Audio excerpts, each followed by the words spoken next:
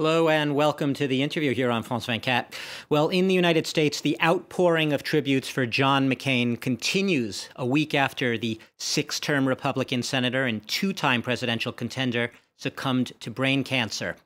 Now, for many Americans, even those who sharply disagreed with his politics, the death of McCain, former Navy pilot and prisoner of war in Vietnam, marks the passing of an era in which politicians could work together across the partisan divide, putting duty to country and principle before politics and before the raw quest for power.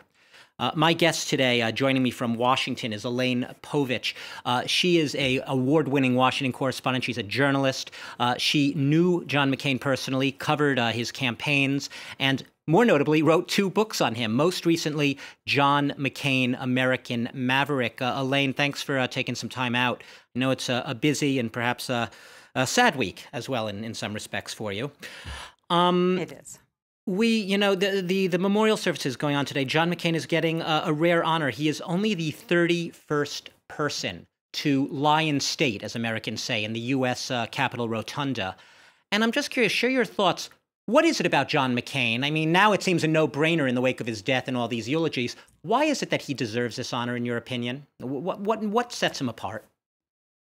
Well, you know, it's rare in the United States for anyone who has not become president to get these honors. John McCain tried to be president twice. He lost both times. Usually we don't go out of our way for losing presidential candidates. But John McCain was different. He was a symbol, an icon from the very moment he entered politics. He came into politics as a former prisoner of war in Vietnam. His story was already iconic from the moment he started to run for office. And he took that story and ran with it, and it used it to do the kinds of political actions that he always wanted to do. He marched to his own drummer. He was his own man. He voted on things that he felt were important for the country and the world. He was an internationalist. He traveled extensively to all countries all over the world and brought American ideals and American freedom to a lot of places that didn't have an understanding of it. He was a singular individual and one, I think, for whom these honors are not misplaced. You know, I mentioned your book. You have the word maverick in the title of your book. And John McCain himself, he was a self-proclaimed maverick. We were talking just before we went on air. You said he actually became a little sick of being called maverick, but I guess he grew to accept it after a while. What is it really that made him a maverick? I know we all know the famous that moment shortly before he died where he went and gave the thumbs down, defeating the Republican bid to repeal Obama's health care policy. What else made him a maverick? How did he get that label? Because he was a conservative Republican, and he voted that way most of the time. But there were notable exceptions. Of course, the healthcare vote is the one that's most recent and sticks in people's minds. But he also worked across the aisle, sometimes to the dismay of the leaders of his own party. He and a Democrat, Senator Russ Feingold, put together a campaign financing bill, the details of which are not really important, but what it would have done, among other things, was limited the amount of money that the parties could collect in order to put up candidates for office. The Republican Party leaders were not happy with that. They felt they had an advantage in fundraising, and here was one member of their own party going against that advantage by saying, oh, no, guys, you got to limit how much you can collect. We're going to level the playing field. So he did a lot of things like that. When he felt something was right, he almost didn't care what the Republican Party thought, or for that matter, the Democrats. He was going to do what he thought was the right thing to do. And that, particularly now, when American politics are so polarized, to have someone willing to bridge that gap and stake out a singular position is quite unusual. And that's what I was going to ask you next, actually. I mean, you cover Washington today, and you know, the image, at least from the outside looking in, is that the Republican Party, with very few exceptions, is marching in lockstep with Donald Trump. And I'm just wondering, do you see any of this across the aisle teaming up, the type of stuff you were talking about on the campaign finance bill? Does that happen these days in Washington? The short answer is no. Politics in America have become completely polarized. It is not an exaggeration to say that the word compromise is a dirty word. If you make a deal with somebody from the other side, you have, to some way of looking at it, sold out your principles. You have not adhered to the orthodoxy. And it's very difficult to see how someone like McCain could rise today in American politics. One of the things we've spoken about, well, not we, but people have commented on John McCain. He was someone who was able to acknowledge his mistakes. He made quite a few mistakes. He was a staunch supporter, obviously, as you know, of the Iraq War. Among other things, he chose Sarah Palin, the Alaska governor, as his candidate. He realized that was perhaps a very wrong decision. We don't see much of that anymore, either. People acknowledging mistakes, and I guess especially not on the part of the president himself. Well, I can't speak a loaded question, but let's keep it loaded. Okay, sure. I can't speak for the president and what he acknowledges or doesn't acknowledge, but I will tell you that for John McCain, acknowledging mistakes was an integral part of who he was. He felt he was not a perfect person. All the time people would call him, he's a hero of the Vietnam War. He would say, I am not a hero. I served in the company of heroes.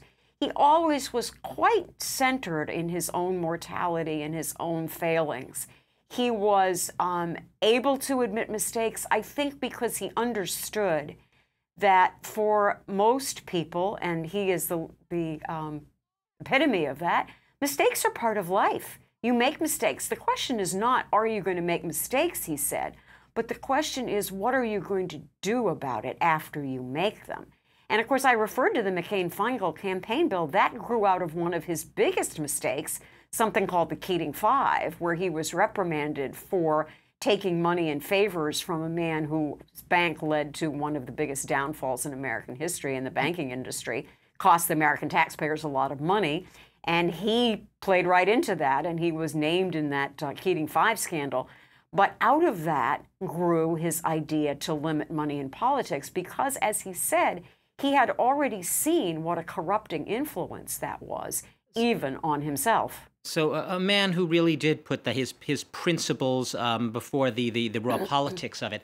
Okay, here's the 900-pound gorilla in the room, Donald Trump's glaring absence at the memorial ceremonies this week, staying away partially, I suppose, because John McCain himself made it clear he did not want Donald Trump to attend. But there's been a lot of criticism of Donald Trump as this really showing that he is a small, petty-minded man. Do you agree with that, or is that unfair criticism? Well, I will tell you sort of the difference between John McCain and Donald Trump. John McCain has said many, many times that it is important to aspire to something greater than self-interest. That was the mantra by which he lived. And the current president of the United States is about nothing more than self-interest. And I think that's where the split goes, right at the very core between these two men. Do you think there was any underlying, I'm not asking you to read Donald Trump's mind, but I'm asking you to read Donald Trump's mind. Do you think there was some perhaps grudging respect or even frustration on Donald Trump's part? Some people suggest because McCain represented everything Donald Trump wasn't in terms of character. Yeah, I think so. I mean, the president doesn't like to be challenged in any way. And McCain's life story was a simple challenge to the president. I mean, start at the very beginning. John McCain was a military man. He came from a military family. His father and grandfather were both admirals in the Navy.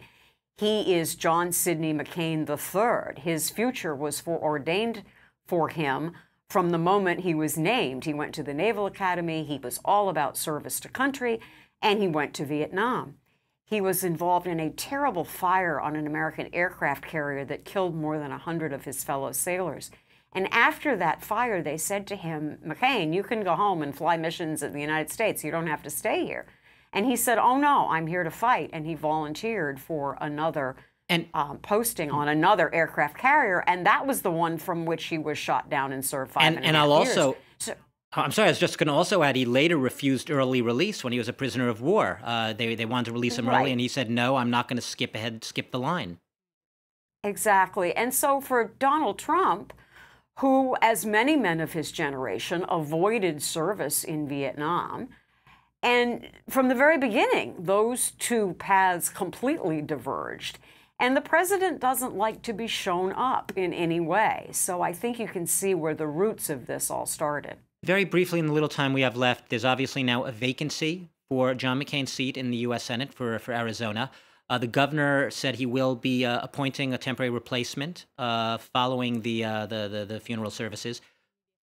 Is McCain replaceable? What sort of senator do you see actually taking his place? Someone in the Trump mode? Someone more centrist? Someone more moderate? Bipartisan? Who? Well, definitely not someone in the Trump mold. He was everything that the president is not. So you're not going to see that, I don't think. I don't think the governor would do that. I think McCain himself, the man, the principal, the Maverick, is not replaceable. So the governor has to make a choice of whether he wants to have someone who will, excuse me, carry on the legacy of John McCain. People have suggested that, a former senator who perhaps might hold the seat for a short period of time. Even Cindy McCain has surfaced as a name that could hold that seat until the next election. Right. Right, his widow.